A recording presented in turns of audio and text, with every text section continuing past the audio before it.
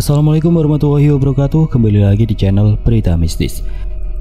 Untuk kisah kali ini masih melanjutkan dari kisah yang sebelumnya, sebuah kisah yang berjudul Benang Merah Ciremai. Dan sebelum kita lanjut ke ceritanya, tekan dulu tombol like video ini dan jangan lupa tekan juga tombol subscribe channel ini. Nyalakan juga lonceng notifikasinya agar tidak ketinggalan cerita-cerita lainnya dari channel ini. Dan buat teman-teman yang pengen membaca langsung ceritanya, nanti silahkan saja kunjungi linknya yang nanti akan saya sertakan di kolom deskripsi. Dan seperti apa untuk kelanjutan dari kisah ini, langsung saja kita masuk ke ceritanya.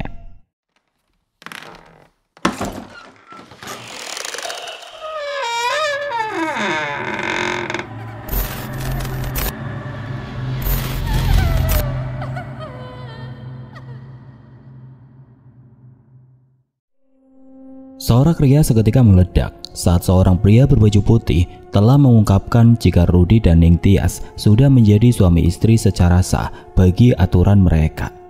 Namun hal itu langsung berhenti. Kala seorang gadis yang sejak awal duduk dalam kebingungan akhirnya berdiri dengan terkejut mendengar pengakuan status temannya itu. Apa? Suami istri? Semua pasang mata serempak beralih padanya. Rudy dan Ulwa saling menatap. Pemuda itu memandang temannya dengan perasaan yang entah, sedangkan Ulwa memandang Rudy dengan rasa yang resah berantakan. Rudy, jadi ini lo nikah? Cowok itu terdiam. Rudy, intonasinya meninggi saat temannya tidak menjawab pertanyaannya. Maafin gua Ul, ini udah jadi keputusan gua capek. Ulwa menggeleng tidak percaya, matanya berkaca-kaca. Lo gak mikirin kita semua Rud? Lo tahu kan? Ini kesempatan terakhir kita. Satu gak bisa pulang, semua juga gak akan bisa pulang. Rudy mengepal, matanya memejam erat. Dia mengetahui soal itu, tetapi hidupnya sudah sangat melelahkan. Dia lelah, sangat lelah. Ningtyas menyadari kondisi perasaan Rudy. Ia menggenggam erat kepalan tangan kanan pemuda itu, membuat genggaman keras itu melunak. Ul, gue minta maaf. Gue udah nyaman di sini. Gue udah mutusin bakal jadiin tempat ini tempat tinggal gue. Gue minta maaf Ul. Ruth, pikirin baik-baik. Tetes air hangat mulai mengusap pipi dan jatuh. Ulwa merasa konyol pada keputusan temannya. Dia merasa marah, tetapi tidak bisa diluapkan dan tidak bisa berbuat apa-apa. Maafin gue sekali lagi Ul. Ungkapan itu menjadi jawaban meyakinkan bagi Rudy untuk Ulwa. Kalau keputusannya menikah dengan Ningtyas sudah bulat. Beberapa orang dari kerumunan menghampiri Ulwa, menariknya lembut dan mengantarkannya keluar dari pelataran kediaman Ningtyas. Sembari jalan, gadis itu mengusap berkali-kali matanya, lalu menoleh pada Rudy, berharap cowok itu akan berubah pikiran dan sedikit memikirkan keputusannya. Namun setiap mata basah Ulwa menjurus lurus padanya, Rudy hanya menatap Ulwa dengan sorot mata penyesalan. Kemudian dia menunduk, berakhir pada pelukan Ningtyas. Ulwa berhenti berjalan. Karena beberapa orang juga berhenti melangkah. Dia menangis sesegukan, sementara orang-orang yang mengiringnya hanya diam. Muncul dalam benak secuil harapan untuk sekali lagi mempertanyakan keputusan Rudy. Rudy, gue mohon. Akan tetapi saat Ulwa sudah berbalik, rumah Ningtyas dan segala keramaian itu sudah hilang. Hanya penyiksaan pohon-pohon dan tanah tertutup daun, seperti hutan pada umumnya. Ulwa berputar-putar di tempat, mencari kemana tempat Ningtyas sebelumnya. Sayang, rumah itu benar-benar sudah tidak terlihat lagi. Ulwa limbung, dia jatuh bersimpuh, kemudian menunduk dalam, menangis begitu hebat. Mbak Ulwa? Tangisnya berhenti, dia mendongak, dan terkejut melihat siapa yang berdiri tidak jauh dari tempatnya bersimpuh. Tetes air yang jatuh di atas awan sangat membuatku risih. Wajahku mengkerut. Setiap tetes dingin itu menyentuh kulit. Perlahan ku coba gerakan tangan, lalu berusaha bangun dan duduk. Aku membuka mata. Kami sudah di tempat yang berbeda, padahal sebelumnya aku ingat, aku dan Cindy ada di area puncak, dikelilingi bunga Edelweiss. Sosok nenek bungkuk yang membuatku harus memakan bunga Edelweiss sudah tidak ada. Aku menengok ke segala arah untuk memastikan nenek menyeramkan itu benar-benar tidak terlihat. Seketika aku bernapas lega. Kami masih berada di antah-berantah. Dikelilingi pohon juga akar-akar besar. Aku memandang gadis yang tergeletak di situ. Tetesan hujan sudah membasahi wajahnya, tetapi dia sama sekali belum juga membuka mata. Kasihan, tanganku tergerak. Mengambang di atas wajahnya, kugunakan telapak tangan untuk menghalau hujan. Setidaknya itu tidak akan jatuh terlalu bebas mengenai wajah Cindy. Ingatan perlahan kembali. Saat rasa pahit dan tidak nyaman terasa pada lidah, ya, aku pingsan setelah menahan rasa kacau karena berusaha terus memakan bunga. Aku melihat beberapa bunga Edelweiss di samping mulut Cindy, seolah itu habis dikunyah. Tanganku kiri membuka genggaman tangan Cindy. Ada beberapa kelopak bunga di sana. Kutatap wajah itu, aku baru tahu dia berusaha memakan bunga Edelweiss menggantikan aku. Hujan makin deras, mataku melihat pada salah satu pohon. Aku berusaha bangun, lalu berjongkok, menepuk pelan pipi Cindy. "Sin, bangun." Kuguncang pelan tubuhnya, dia tetap tidak mau bangun. Terpaksa aku berusaha mengangkat tubuhnya dan membawanya berteduh bersama salah satu pohon yang kulihat. Posisinya aku menyender pada pohon, lalu dengan Cindy yang duduk menyender padaku di tengah kedua kakiku yang terbuka lebar. Tanganku menyentuh bagian bajunya yang basah di area perut. Awalnya aku biasa saja, tetapi setelah mengingat kalau dalam perut Cindy ada kehidupan kecil, tidak terasa ibu jariku bergerak mengusapnya. Dia memang bukan calon anakku, meski saat ini dia berada di dalam rahim kekasihku. Aku sama sekali tidak membencinya. Justru dengan adanya dia, aku semakin yakin untuk tidak membenci ibunya. Di bawah pohon ini kami tidak terlalu diterpa hujan. Aku mengeratkan pelukan, melindungi kondisi tubuh Cindy juga sang calon bayi. Tidak lama dari itu kurasakan gerakan dari kepala Cindy. Perlahan ia sadar. Cindy sempat terkejut melihat tangan yang melingkar memeluknya. Tetapi ketika ia menoleh dan melihat aku yang sedang melakukannya, dia terdiam membiarkannya. "Ya Van, kenapa lo ngelakuin ini?" Ngelakuin apa? "Lo tetap melindungi gua, lo tetap ngejaga gua, terlepas dari apa yang udah gue buat nyelakain lo sebelumnya." Tidak langsung ku jawab, aku mengeratkan pelukan makin kuat. Tapi aneh, mulai ku sadari bahwasanya rasa cinta untuk Cindy di dalam sini mulai memudar. Gue udah bilang, biarin gue di sini ngejaga kalian berdua, karena saat kita udah bisa pulang, itu akan jadi tugas orang lain. Kenapa lo ngelakuin ini? Apa alasannya selain itu? Gue juga gak tahu kenapa gue ngelakuin ini semua. Hening, kami berdua terdiam. Aku seperti sadar bahwa di alam ini kami tidak hanya disadarkan dengan perbuatan, tetapi juga perasaan. Aku mencium pucuk kepala Cindy. Aku merengkuhnya semakin kuat untuk memastikan perasaan yang sebelumnya masih bertata kini masih ada. Tetapi semakin aku melakukannya, justru rasanya aku seperti makin mengingat seseorang yang selama pendakian ini kuterka masih menahan rasa yang sama. "Van, jangan kayak gitu." Cindy melepaskan pelukanku secara perlahan, lalu duduk menghadapku. "Gue tahu, lo lagi ngeyakinin perasaan doang kan?"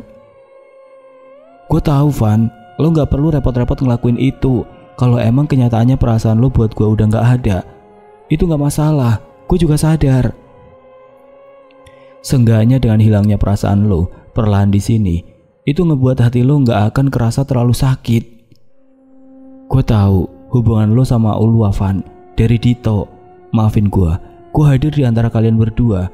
Kalau aja gak ada gue, lo berdua pasti udah bakal terus sama-sama." Entah kenapa di sini aku merasa menjadi orang paling jahat. Ulwa dan Cindy adalah dua wanita yang membuatku belajar bahwa karma itu nyata. Lamunanku terhenti saat melihat Cindy mulai menangis dengan mencengkram kuat bagian kain baju di dada, seolah di sanalah rasa paling sakit tengah terasa. Satu tanganku bergerak menyentuh sebelah pipinya, menangkupnya, kemudian mencium bibirnya. Kami semua telah mendapatkan luka yang sama. Untuk sesaat, aku dan Cindy larut dalam ciuman. "Udah Van." Cindy menutupi bibirku dengan tangannya. Matanya yang merah semakin basah menatapku. "Ini yang terakhir buat kita. Setelah ini, janji ya, lu balik lagi sama Ulwa." Kenapa? Gua gak mau saat hubungan kita makin berlanjut. Itu ngebuat rasa udah gua tekankan buat udah, malah ada lagi. Gua takut. "Iya Van, gua akui, gua selingkuh dari lo. Gua minta maaf. Gue gak bisa jadi cewek setia. Gue ikhlas, dan gue tahu lo juga ikhlas. Makasih udah jadi cowok paling manis yang nyadarin gue. Maaf udah berusaha buat lo celaka. Jadi mulai saat ini kita putus aja ya." Seketika dua bulir keluar dari mata, mengusap pipi, lalu jatuh setelah melewati dagu. Iya, aku meraih kepalanya, mencium keningnya sebagai ungkapan bahwa aku nyata menyayanginya. Kemudian menyatukan kening kita, lalu kami saling menatap dalam jarak dekat, terus menangis, diselingi tertawa bersama. Senang, semuanya berakhir dengan baik. Sedih karena kami telah jatuh pada jurang yang dibuat sendiri. Daun yang kubentuk seperti corong lalu kutatakan pada hujan telah penuh. Aku memberikan air itu pada Cindy agar ia minum lebih dulu. Dia menatapku, kemudian melihat daun penuh air yang kusodorkan di depan mulutnya. Minum. Itu kan punya lo minum dulu. Dia menurut. Ia meminum air itu perlahan dari gelas daun yang masih kupegangi sampai airnya habis. Setelahnya aku kembali menadakan benda itu pada hujan sampai airnya penuh lagi, lalu ku minum sendiri. Aku dan Cindy telah memutuskan keputusan yang menurut kami sudah tepat.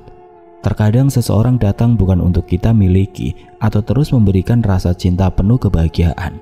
Namun dia datang untuk memberikan pelajaran sempurna penuh makna tentang hidup, juga salah satunya tentang bagaimana cinta itu ada. Begitu juga apa yang terjadi pada kami. Aku diam-diam melihat Cindy yang berdiri di sampingku, menyadari status kami tidak lebih dari sekedar mantan. Dia meneduh dari hujan, matanya sedikit mendongak ke langit, mungkin bertanya kapan hujan akan reda. Saat sadar tatapanku mengarah padanya, dia balik menatap, malah lebih lama, lalu tertawa. Aku seperti kalah lomba tatap, lantaran memalingkan pandangan dan menunduk. Masih saja aku salah tingkah. Cindy mengembuskan nafas panjang sebelum mulai membuka pembicaraan. Lo tahu Van, gue beberapa kali sadar dan ngerasa bersalah, udah punya niat buruk sama lo. Dan akhirnya gue sempat berpikiran buat bikin lo benci sama gue aja, karena gue sadar gue gak bisa ngelakuin niat gue lagi. Tanpa sadar aku menoleh, lalu mulai mendengarkan ia berbicara tanpa sekalipun ada niat memalingkan pandang.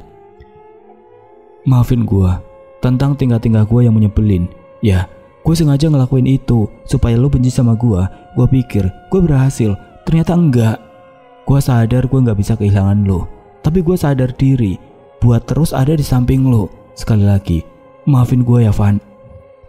Selesai bicara dia menoleh. Kami saling melihat sampai aku tersenyum lalu mengangguk.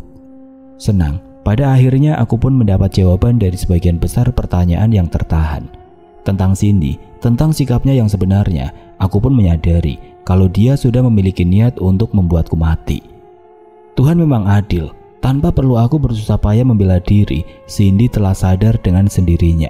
Meski hubungan kita menjadi korban, tetapi kami sadar inilah yang seharusnya. Aku merangkul lehernya lalu ngacak-ngacak pucuk kepalanya secara pelan. Iya, makasih ya, udah jujur. Makasih juga lo udah ngungkapin itu semua. Kami hampir lupa jika sedang berada di alam yang berbeda. Kalau tidak melihat 3 gadis berjalan di depan sana. Van, itu... Aku menarik tangannya, mengajaknya menghampiri 3 gadis itu. Ulwa? Yang kupanggil namanya menoleh, bahkan Ella dan Susi juga melihat ke arah kami. Tampak ada rasa terkejut juga senang karena kami bisa bertemu kembali. Cindy dan Ulwa, Susi juga Ella saling berpelukan, sementara aku diam memperhatikan mereka dengan senyuman. Bahagia karena semuanya baik-baik saja.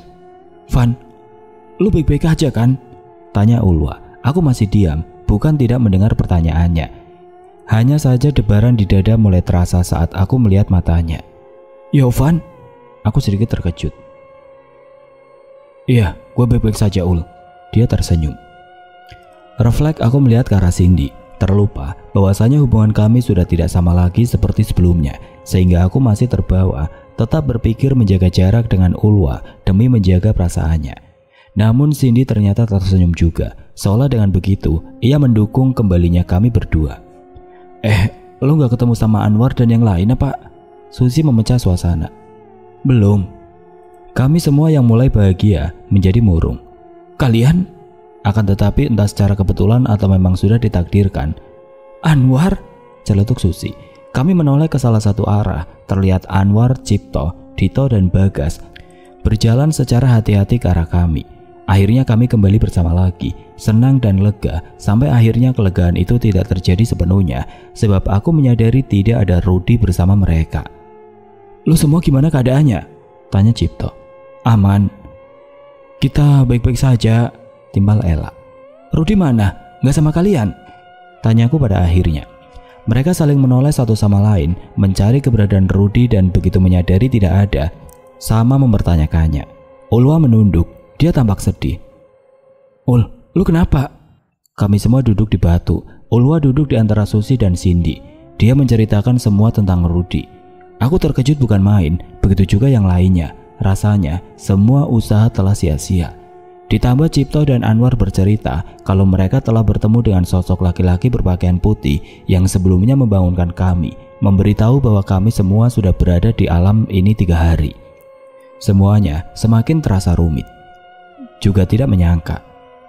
"Kenapa Rudy ngelakuin itu ya?" tanya Susi, nadanya lemah. "Apa selama ini Rudy punya tekanan sendiri, tapi kita nggak tahu?" "Tapi Rudy kan punya adik cowok ya, namanya kalau nggak salah Alfi," ujar Bagas.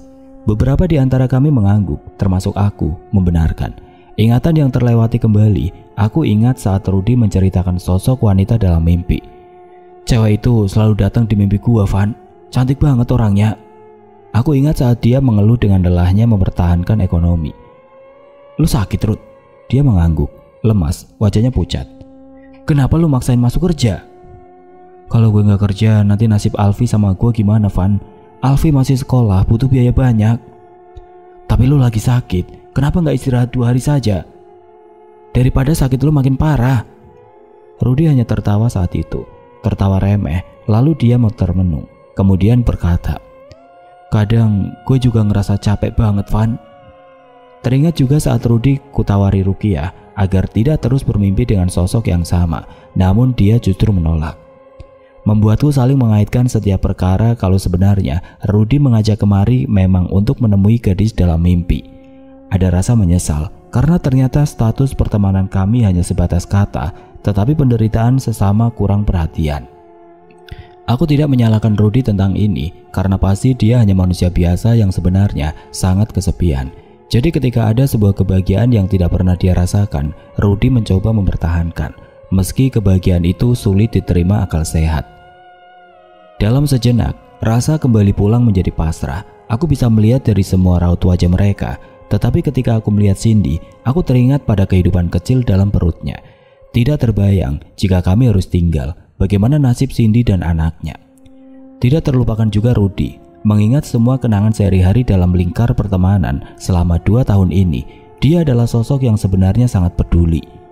Bisa aku lihat beberapa kali, setiap pulang nongkrong, Rudy selalu menyempatkan membelikan makanan yang sama dengan makanan yang ia makan saat bersama kami, teman-teman kerjanya, untuk adiknya Alfi.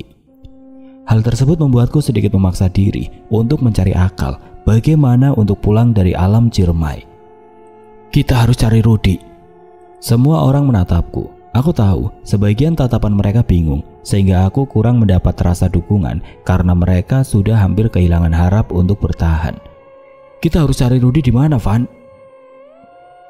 Aku sempat terdiam kembali berpikir, sampai kabut tipis mulai turun perlahan. Hujan pun tidak mau ketinggalan, dia ikut meramaikan keadaan. Kami semua berdiri, panik, mengingat cerita Anwar dan Cipto di mana kabut dan angin turun, tandanya sudah waktunya bagi kami untuk penentuan. Sesaat pandangan kami sedikit terbatas, tidak bisa melihat jarak lagi bila sudah sekitar 10 meter. Terdengar riuh kuda, juga geraman yang membuat bulu kuduk merinding. Brak! Tiba-tiba melesat jatuh, mendarat sosok pocong berkain hitam setinggi 2 meter yang sudah berdiri di tengah kami. 2 kaki hitam, bercampur merah pekat nampak jelas karena terlepas dari ikatan tali pocongnya.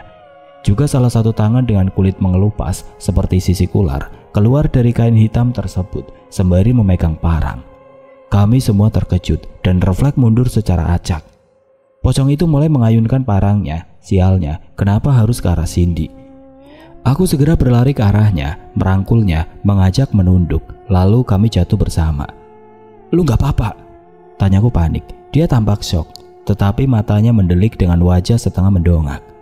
Aku secara cepat kembali fokus ke depan dan menyadari sosok pocong hitam itu justru sudah mengangkat tinggi tangannya, siap menancapkan ujung lancip benda di tangannya tepat ke arah kepalaku. Aku bergerak cepat, mendorong Cindy sekuat tenaga agar menjauh. "Ah!"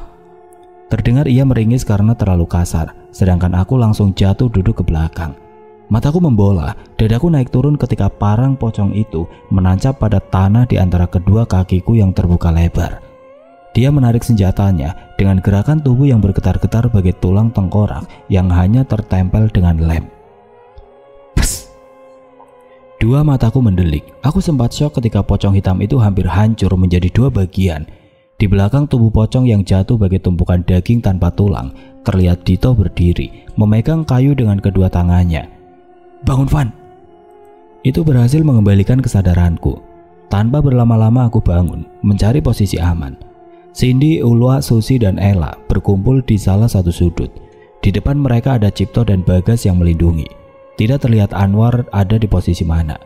Sedang Dito masih berdiri dengan nafas tersegal-segal, terus menggenggam erat kayu sepanjang dua bentangan tangan, yang menjadi senjata satu-satunya. Hujan lebat beserta angin kencang mulai hadir sempurna. Kami semua dibuat membeku di tempat karena hawa dingin juga melihat tubuh pocong yang hancur beberapa bagian dan terlihat tidak lebih seperti seonggok daging saja, bergerak kembali bersatu menjadi tubuh utuh seperti sedia kala.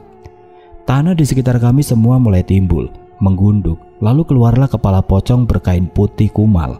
Mereka keluar bagai ulat, menggeliat, berusaha lepas dari dalam tanah. Kabut semakin tebal di tengah kepungan para pocong. "Mungkin ini takdir kita," kata Bagas, semakin membuat suasana hati tidak karuan. Akhirnya kami serempak berhenti melawan.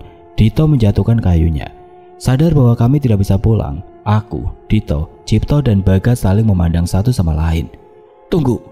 Kami kompak melihat bayangan beberapa orang yang muncul dari kabut paling tebal. "Rudi!" Nyaris bersamaan kami mengucapkan kata yang sama. Ya, Rudi datang bersama Anwar, juga sosok gadis cantik yang berada di sisi Rudi. Aku tidak jauh menerka jika itu adalah istri Rudi yang diceritakan Ulwa. "Jangan sakiti mereka," kata gadis itu.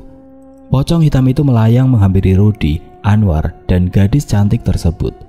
Mereka tampak adu tatap, membuat ketegangan di tengah hujan angin semakin lebat. "Biar jadi urusanku, aku rela bertanggung jawab atas mereka semua." Rudi sontak menoleh padanya. "Ning Tias?" Dari cara bicara Rudi menyebut istrinya menandakan kalau perkataan perempuan itu jauh dari prediksinya. Pocong hitam itu menggeram. Dia membungkuk, mendekatkan wajahnya pada sosok perempuan yang Rudi sebut Ning Tias. Setelah keduanya saling adu tatap, si pocong hitam perlahan berubah menjadi transparan. Lalu semua pasukannya pun hilang. Kini tersisa kami semua dalam terpaan hujan angin dan kabut. Rudi menatap ke arah kami dengan senyum yang ketika dilihat justru malah menyakitkan. "Kalian pulang saja." "Terus lo?" Ning Tias maju selangkah lebih depan dari Rudi. "Kalian akan dipulangkan. Soal satu gagal dan semua tidak akan bisa pulang, itu tidak termasuk sama Rudi. Tapi cuma kalian bersembilan," tutur Ning Tias. "Kalau gitu kenapa Rudi nggak bisa ikut pulang?" Bagas bertanya dengan keberatan. "Karena yang memutuskan untuk tinggal dari awal adalah Rudi sendiri. Dia sudah terikat dengan bangsa kami." Seketika rasa sesak seperti menghimpitku. Kami semua menatap Rudi dengan tidak rela. "Gak bisa. Lo harus pulang sama kita." "Van," Rudi menatapku. Begitu juga Ning Tias setelah ungkapan lantang keberatanku. Hujan secara mendadak berhenti. Kabut perlahan mulai menipis. Jarak pandang jauh pun sedikit terlihat lagi. Semua pasang mata terfokus pada Rudi. Bila dia harus tertinggal di sini, pendar, nanar, dan tidak rela jelas tergambar dari raut wajah kami. "Rud, pikirin baik-baik. Secapek-capeknya hidup yang lu jalani, masih ada jalan lain. Gak harus di sini," ucapku. Nadaku memohon. Rudi memalingkan matanya. Dia menunduk sembari mengulung bibir, lalu kulihat juga dia mengusap kasar sudut mata dengan punggung tangannya. Dari sana aku semakin yakin secuil rasa masih tersisa keinginannya untuk pulang. Namun mungkin dia bimbang lantaran sudah menyandang suami yang memiliki istri. Rudi menoleh pada Ning Tias. Perempuan itu memang sejak tadi terus memandang Rudi. "Rudi," Anwar memanggil, lemah sekali nadanya. "Ayo Rud, kita semua gak rela kalau lu di sini," ujar Susi. "Jangan pikirin kita deh," seruku karena terbawa rasa marah. "Lu jangan pikirin kita, tapi pikirin adik lu Alfi." Rudi mengangkat wajah. Alfi bisa jaga diri sendiri, Van. Dia cowok, dia udah dewasa. Lu rela ngebiarin Alfi ngejalanin hidup sendiri tanpa lu. Lu tega ngebiarin adik lu sedih, nyariin lu. Ruth, gue tahu kalau lu tahu rasanya saat udah terbiasa hidup sama seseorang, terus tiba-tiba orang itu pergi tanpa pamit. Lu udah pernah ngerasain kehilangan yang parah karena orang itu pergi buat selamanya. Terus lu gak bisa bayangin perasaan Alfi saat lu juga ngelakuin hal yang sama. Gue yakin Ruth, Alfi pun sebenarnya gak mau ngerepotin lu. Dia juga bisa saja ngelakuin hal yang sama kayak lu, putus sekolah, terus diam-diam kerja karena gak mau jadi beban. Dia bisa ngelakuin itu sebenarnya, tapi dia gak mau. Dia gak mau ngecewain lu abangnya yang udah ngebiayain dari dia kecil. Rudy terdiam. Bulir yang awalnya hanya seberapa, saat itu kulihat menjadi banyak meluncur mengusap pipinya. Bahkan aku. Entah sejak kapan pastinya, pipiku beberapa kali terasa hangat oleh setiap usapan bulir yang keluar dari mataku. Ternyata tidak hanya aku yang menangis, tetapi kami semua, terkecuali Ning Tias. Secara mendadak hujan turun lagi. Kabut kembali tebal, angin yang tadi hilang kembali datang. Ning Tias melihat sekitar, mendongak, lalu melihat kami. Dari pandangan Ning Tias aku tahu sudah saatnya kami harus pergi, tetapi tetap saja berat rasanya meninggalkan Rudy. Dengan pasrah dan perasaan yang kalut aku berucap lemah, Ruth. Dia yang mulanya menunduk melihatku lagi. Ayo pulang, ayo Ruth, kita pulang. Kabut yang awalnya sudah tipis menjadi tebal lagi, tetapi baru kami sadari bahwasanya kabut tebal ini hanya mengelilingi kami, tidak dengan Rudy juga Ning Tias. Kami semua terisak makin dalam karena berpikir Rudy memang tidak mau lagi kembali. Dia sudah bulat oleh keputusannya. Dalam gulungan kabut yang semakin menutup pandangan kami, aku menatap dalam Rudy sebagai ungkapan perpisahan yang sangat tidak diinginkan. Namun tiba-tiba Ning Tias mengangkat tangannya dan Rudy pun terangkat dari tanah. Dengan gerakan tangan cepat Rudy dilempar ke arah kami. Aku, Cipto dan Bagas secara refleks menahan tubuh Rudy agar tidak jatuh terbanting. Kami semua terkejut, begitu juga dengan Rudy sendiri. Dia berbalik, menatap Ning Tias. Ning Tias? Pandangannya mempertanyakan apa maksud Ning Tias melakukan itu. Angin dan kabut terus bergerak bergulung, bahkan tetesan hujan yang begitu lebat sedikit membuat kulit terasa sakit. Kami semua menatap Ning Tias, menunggu jawaban. Ning Tias tersenyum. Pulang saja Rudy, aku gak tega lihat mereka. Rudy menangis makin deras. Ning Tias, tapi... Ning Tias segera memotong ucapan Rudy. Aku masih jadi istri kamu. Kamu juga masih jadi suamiku. Kamu tetap bisa datang mengunjungi aku kapanpun kamu mau di sini. Panggil saja namaku, nanti aku pasti datang. Senyum Ning Tias makin lebar, semakin pula aura cantiknya terpancar. Di sisi lain, aku menyadari kamu layak dan pantas ada di tempat yang seharusnya. Aku terpukau dengan keputusan Ning Tias. Meski dia bukan manusia, tetapi di sini aku belajar Tuhan menciptakan mereka dilengkapi dengan perasaan juga. Rudy tersenyum, tetapi tangisnya sama sekali tidak terbendung. Dia keluar dari kepulan kabut lalu berlari menghampiri Ning Tias dan memeluknya. Bisa kupastikan seberapa erat dekapannya. Kami sedikit panik saat kabut sudah hampir sempurna menggulung. Rudy! Teriak kami secara kompak. Dia menoleh dan mencium kening Ning Tias, hingga akhirnya melepaskan sentuhan lalu kembali berlari pada kami. Rudy melambaikan tangan pada Ning Tias, disusul kami semua pun melakukannya. Gulungan putih sudah sepenuhnya menutup pandangan dan perlahan menghilang. Terlihatlah kegelapan malam, juga tenda-tenda kami. Kami semua telah pulang. Aku memeluk Rudy. Kami semua mendekap satu sama lain karena rasa bahagia bisa pulang dengan semua anggota. Tidak menunggu lama kami langsung membereskan barang-barang, mengumpulkan sampah, kemudian berjalan turun. Ternyata kami sejak awal sudah berada di pos kandang Amis. Ketika perjalanan turun di tengah jalur, ada kabut putih lagi. Meski kami sudah menyorot dengan cahaya senter dan headlamp berwarna kekuningan, kabut itu tidak dapat ditembus cahaya. Astagfirullah, ucap Bagas. Kami melihat ke arah mana Bagas menatap. Ternyata ke arah jalur belakang. Di sana berdiri sosok yang meneror kami selama di alam cermai. Pocong hitam. Anehnya, dia hanya berdiri mengambang dengan api kecil di ujung kepalanya. Anwar mengangguk, lalu dia berkata, "Dia cuma mengawasi saja. Ayo." Kami nekat masuk ke dalam kabut tebal di tengah jalur. Beberapa saat kami semua berhasil, lalu terdengar suara seruan. "Abang!" Itu Alfi. Dengan mata lebarnya dia berjalan naik tertati, lalu memeluk Rudy dan menangis histeris. Di sana ada banyak sekali relawan, juga ranger hutan. Mereka berbicara melalui alat komunikasi jarak jauh. 10 pendaki yang hilang sudah ditemukan dengan keadaan selamat. Ketika Ningtyas memutuskan melepaskan Rudy untuk kembali pada teman-temannya, kabut itu hilang saat mereka semua telah berhasil dipulangkan. Tepat saat itu juga ada seorang pendaki yang selesai buang air kecil. Dia melihat sosok Ningtyas dari belakang.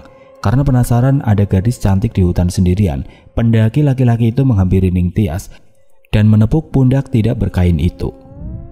"Neng, kenapa di sini sendiri?" Ningtyas berbalik. Pendaki itu kaget. Dia gemetar lalu lari. "Setan!" Wajah cantik Ningtyas sudah berubah mengerikan. Matanya menonjol besar dengan berubah menjadi busuk sampai terlihat tulang tengkoraknya. Susi akhirnya pulang dan bertemu ibunya. Susi bersyukur ibunya tetap sehat. Begitu datang dia bersimpuh, meminta maaf dan ampun sembari terisak. Ibunya memeluk Susi dengan tangisan, bersyukur bahwa putrinya yang dikabarkan hilang beberapa hari telah kembali pulang dengan selamat. Wanita itu mencium kening Susi, mengucapkan syukur berkali-kali. Ella pulang dengan mengatakan kejujuran bahwa dia memang tidak memiliki hubungan dengan suami orang, tetapi dia pernah berhubungan badan dengan orang tersebut. Caci maki, marahan dan tangis menjadi pengiring. Sang istri memaafkan Ella karena dilihat dari gadis itu begitu tulus meminta maaf, walau pada akhirnya dia tidak bisa mempertahankan rumah tangganya. Cipto terkejut saat ia pulang, cincinnya sudah berada di jarinya lagi. Keanehan itu ia ceritakan pada kakeknya.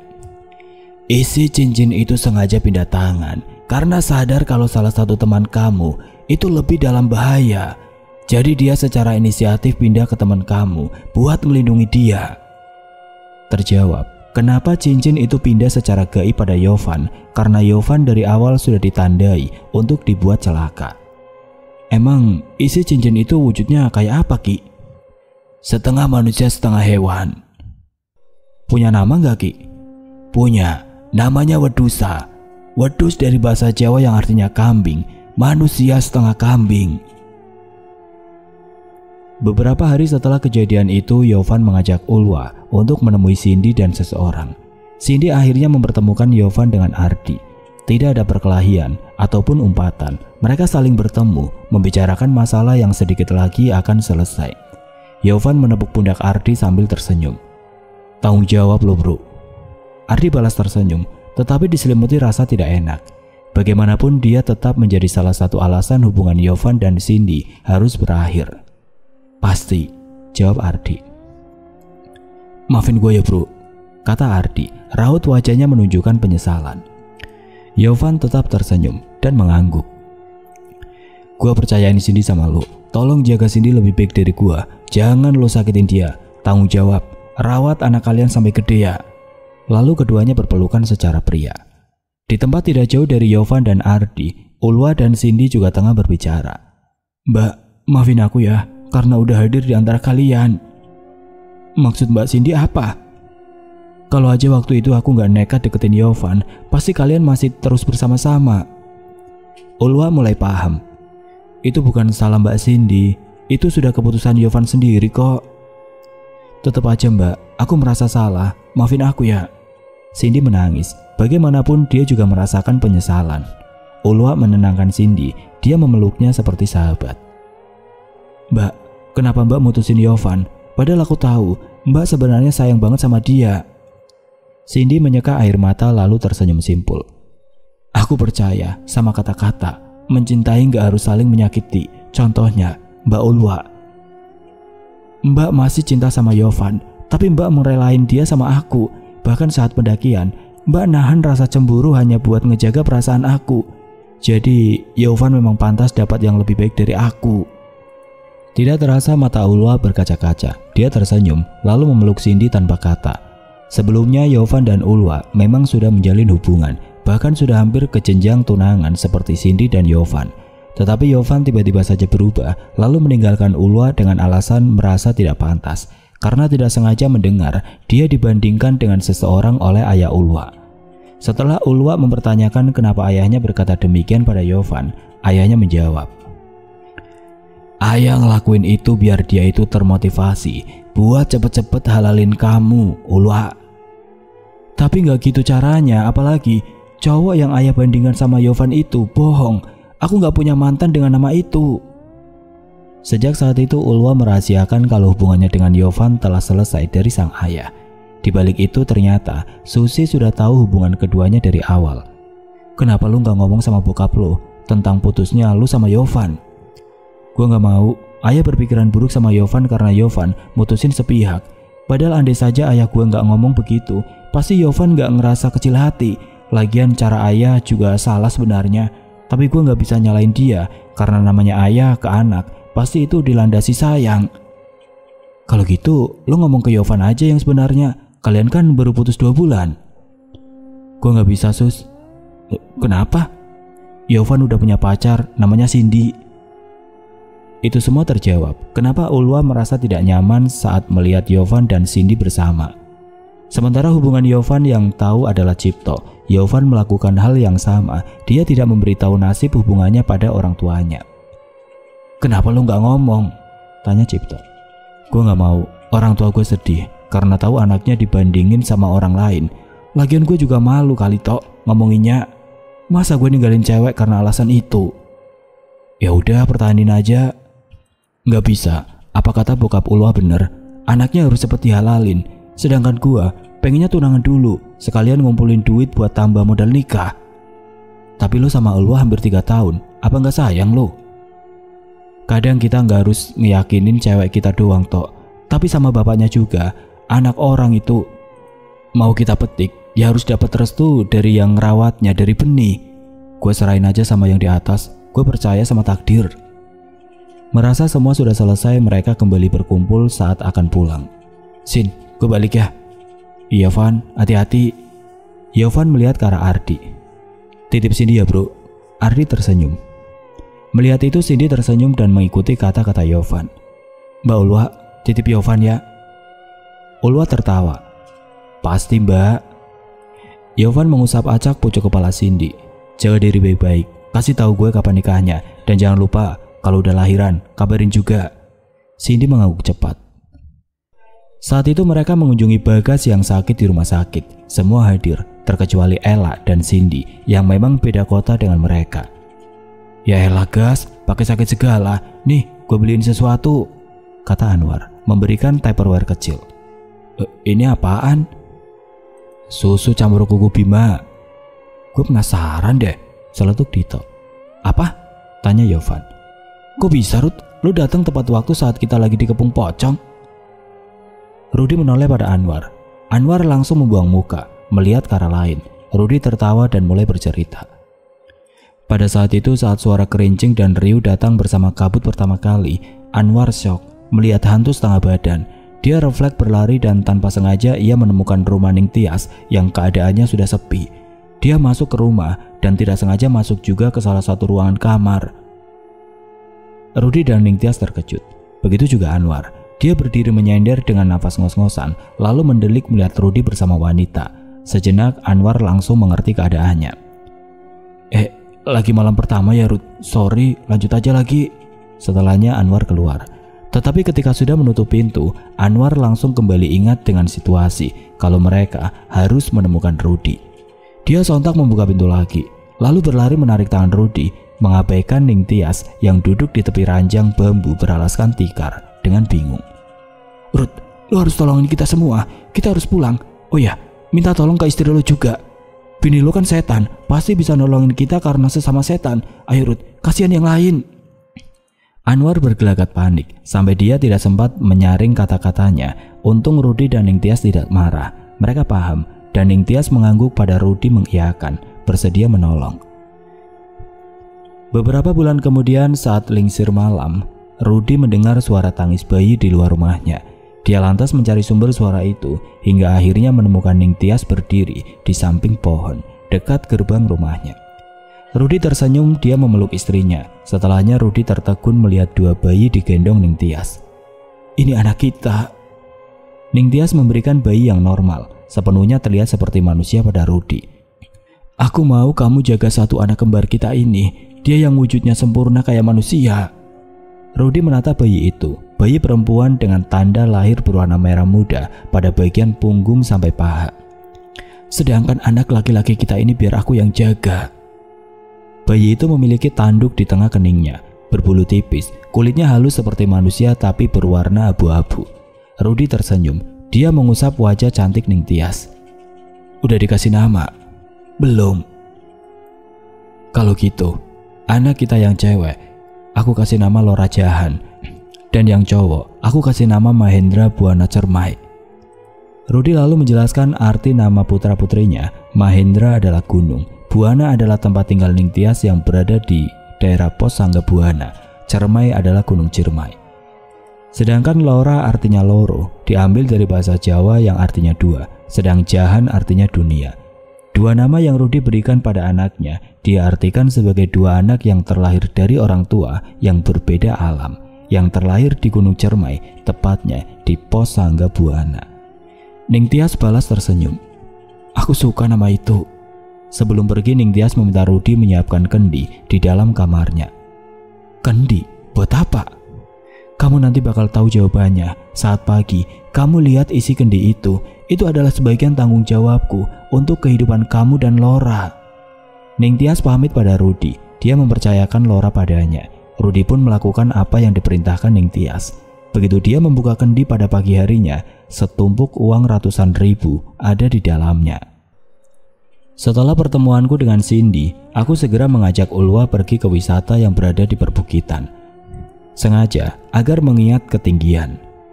Ul, maafin gua ya. Ulwa mengangguk.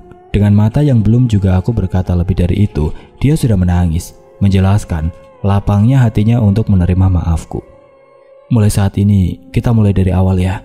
Ku genggam tangannya yang sudah dingin karena angin malam. Tanganku bergerak mengusap air mata yang harusnya hangat, jadi dingin juga. Kemudian tangannya yang aku genggam aku angkat. Kutangkupkan hingga tersisa jarak kecil di tengahnya, lalu kudekatkan pada mulutku. Aku membuat hawa panas dari tiupan nafasku di sela-sela genggaman ringan tangannya. Beberapa saat Ulwa mengusap mata, hingga akhirnya ia meraih tengkuku dan mengecup bibirku. Setelahnya berlari ke sisi jurang di depan gazebo yang kami tempati. Aku menatap dari belakang sambil terus berdiri, memandang Ulwa yang membentuk corong dengan dua tangan, lalu berteriak dari atas sini. Aku terkejut karena tiba-tiba orang-orang menatap kami. Namun setelahnya kami berdua tertawa, aku tahu arti dari terima kasih yang Ulwa ucapkan. Di gunung itulah kami menemukan titik terang dari benang kusut menjadi benang merah. Dari semua permasalahan dalam hidup yang tengah terjadi. Gunung yang terkenal bukan hanya karena keindahannya, tapi juga cerita dan sosok yang dipercaya ada, yaitu Nyi Lingga atau Nyi Linggi yang sangat diyakini mendiami pos Batu Lingga, juga masih memiliki hubungan dengan salah satu wali Songo, yakni Sunan Gunung Jati. Aku mendekap Ulwa setelah tertawa bersama karena diperhatikan banyak orang.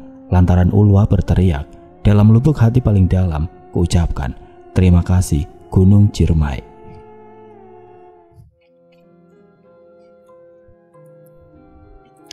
Oke teman-teman, sekian untuk kisah kali ini. Terima kasih buat teman-teman yang sudah mengikuti kisah ini dari awal hingga selesai. Dan bagaimana menurut kalian tentang kisah ini? Tulis komentar kalian di kolom komentar. Dan semoga apa yang sudah saya bagikan dalam kisah ini dapat dijadikan pembelajaran untuk kita semua.